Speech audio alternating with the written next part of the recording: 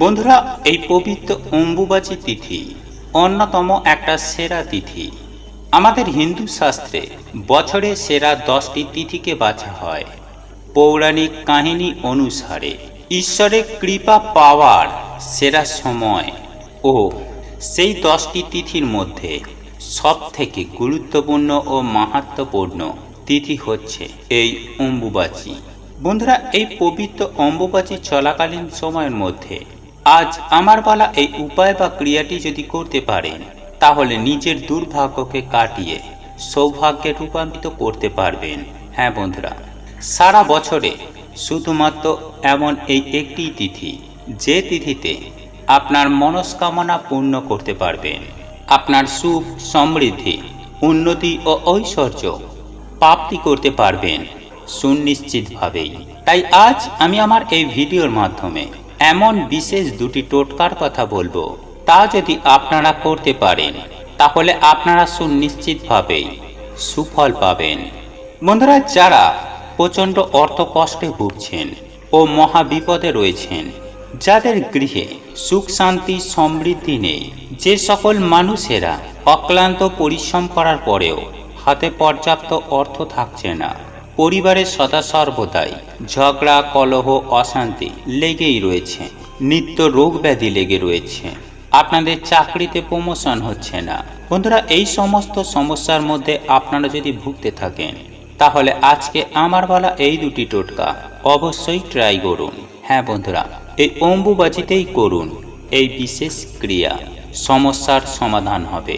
তবে এক্ষেত্রে একটি বিষয় আপনাদের জানিয়ে রাখি, যেই উপায় বা টোটকাটি করার আগে আপনারা একটি নির্দিষ্ট টাইম ফিক্সড করবেন, যাতে সেই টাইমের মধ্যেই আপনারা এই অম্বুবাচী চলাকালীন সময়ে অর্থাৎ এই 4টে দিন ওই একই টাইমে করতে পারেন।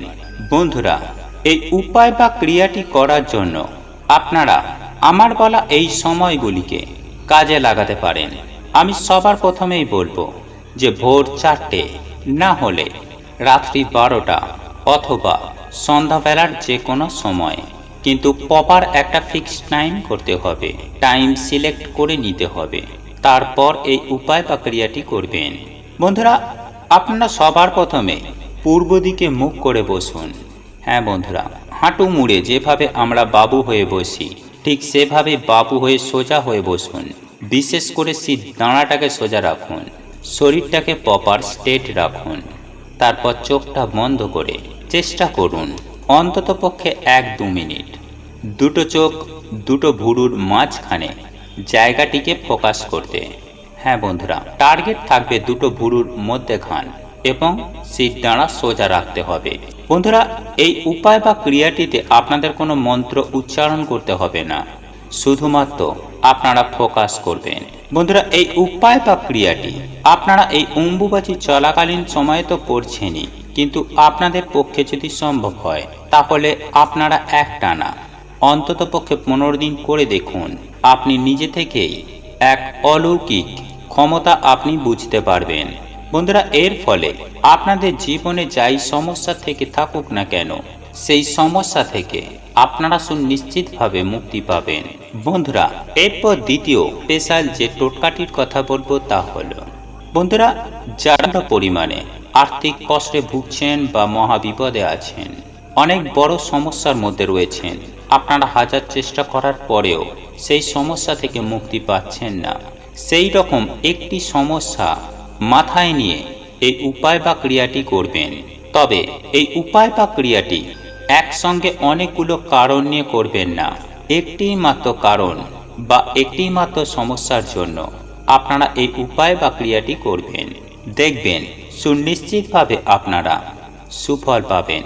বন্ধুরা, এই উপায় বা ক্রিয়াটি করার জন্য আপনাদের সবার প্রথমেই একটি সাদা কাপড় বাজার দোকান থেকে কিনে আনতে হবে।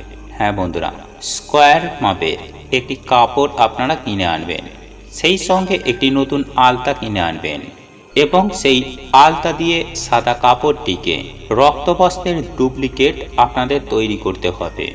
এই অম্বুবাচী চলাকালীন যখন মকর লগ্ন চলবে, প্রত্যেকটা দিন এই অম্বুবাচী চলাকালীন সময় মকর লগ্ন আপনারা বুঝতে পারবেন না, কিন্তু টাইমটা আমি আপনাদের জানিয়ে দিচ্ছি যে মোটামুটি সন্ধ্যা 8টা থেকে রাত্রি 9টার মধ্যে।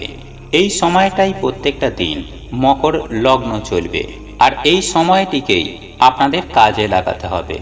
বন্ধুরা, আপনারা আগামীকাল একটি সাদা বস্ত্র কিনুন, একটি আলতা কিনুন এবং একই সঙ্গে রাস্তাঘাট থেকে আপনাদের একটি কালো পাখির পালক জোগাড় করতে হবে।